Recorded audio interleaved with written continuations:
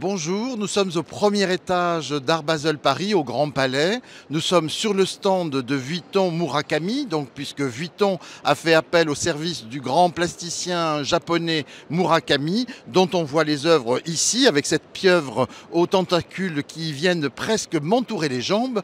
Et si on est monté ici, c'est pour avoir une vue plongeante sur la nef, puisque vous savez que Art Basel Paris, cette foire internationale, qui est de plus en plus grande, cette année plus de 200 stands entre le rez-de-chaussée et les galeries de l'étage, eh bien cette foire casse la baraque, on va dire, puisqu'on a les résultats des premiers jours de vente et que les ventes sont exceptionnelles.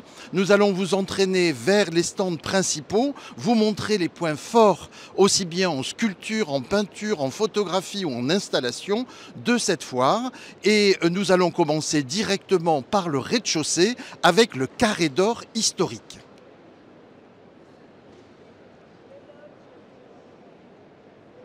Dès que l'on rentre au Grand Palais, on a le regard attiré par la sculpture qui est juste derrière moi, qui est une œuvre de 2025 d'Olafur Eliasson. Cet artiste danois, passionné par les paysages, passionné par la nature et surtout par la lumière, a réalisé ici cette sorte de globe aux formes géométriques. Et dès qu'on se rapproche, on s'aperçoit que ce sont des billes de verre de différentes grosseurs qui viennent capter la lumière, qui viennent donner cette couleur jaune absolument fascinante, un peu comme une sorte de mire lumineuse. Et surtout, dès que l'on continue et qu'on rentre dans cette galerie berlinoise, Neugerim Schneider, on va découvrir une œuvre impressionnante par sa taille. Suivez-moi. C'est une œuvre d'un artiste chinois qui s'appelle Ai Weiwei et qui a réalisé sa version d'une œuvre très connue, puisque c'est la dernière scène, donc le dernier repas du Christ avec ses apôtres, qui reprend la fresque célèbre qui est à Milan de Léonard da Vinci, mais qui a été revue et corrigée par un grand nombre d'artistes, dont Andy Warhol. Et cette fois-ci, la particularité, c'est qu'il a utilisé des Legos. Donc si on s'approche là encore beaucoup plus près, on voit que ce sont de minuscules Legos de couleur qui font office de pixels, exactement comme lorsqu'on agrandit une photographie. Et on voit certains endroits de l'œuvre qui disparaissent dans des aplats verts, puisque c'est une version verte de cette scène, de ce Last Supper d'Ai Weiwei, une œuvre fascinante par sa réalisation technique.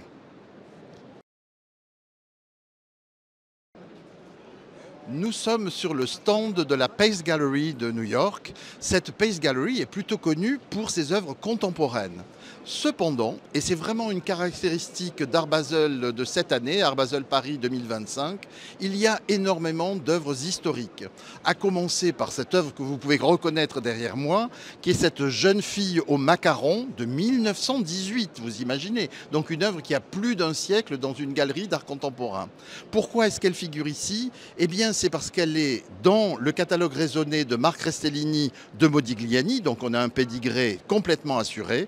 Et puis, elle permet de montrer un autre aspect, peut-être de légitimer peut-être l'art contemporain, en montrant que de l'art ancien jusqu'à aujourd'hui, il y a un continuum et bien évidemment un Picasso qui est juste là. On voit que c'est une étude préparatoire pour les Demoiselles d'Avignon, donc là aussi début du XXe siècle.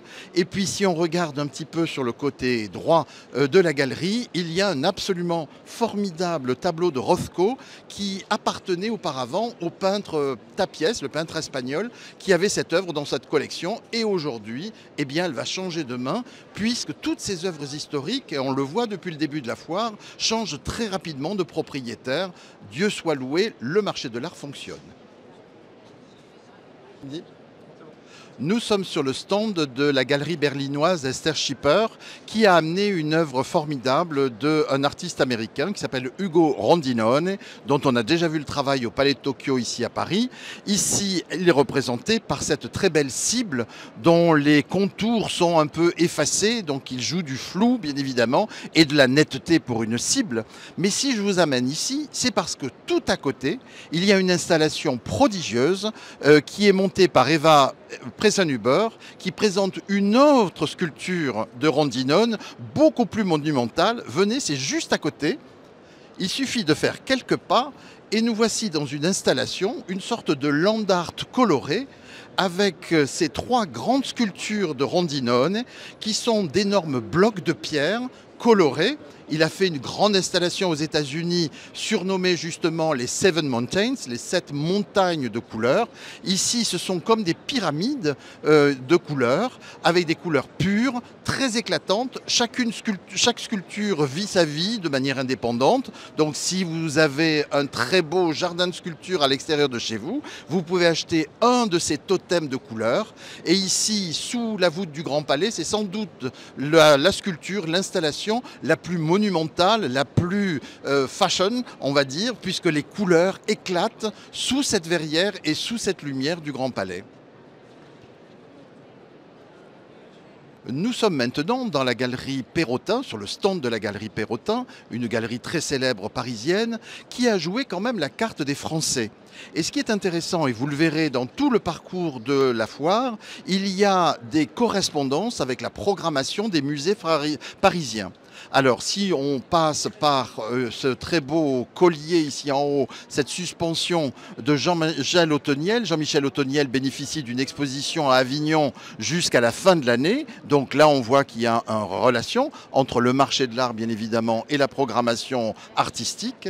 Aussi bien qu'à côté de ce très beau Bernard Friese, Claire Tabouret, avec cette œuvre au titre très contemporain puisqu'elle s'appelle Airbnb et qui montre cette jeune fille allongée sur un canapé, peut-être de manière moyennement confortable, dans ce camailleux de bleu et de rose. Ce qui est important, c'est de voir combien l'artiste a l'idée de capter l'attention du visiteur, du regardeur, avec cette petite bande rouge des chaussettes qui donne justement tout le tonus à cette très belle toile. Et Claire Tabouret va bénéficier d'une grande exposition au mois de décembre au Grand Palais, dans les lieux mêmes où nous sommes, mais à l'étage, dans la partie muséale.